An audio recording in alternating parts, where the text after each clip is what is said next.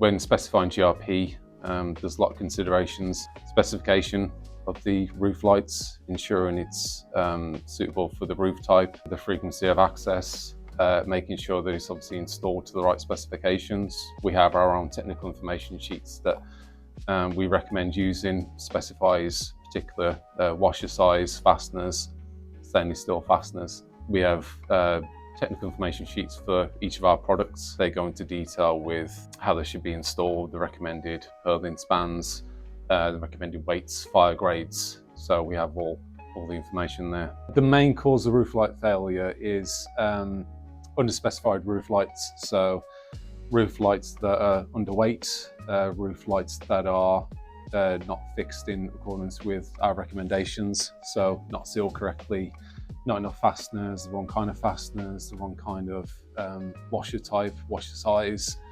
They're the main concerns.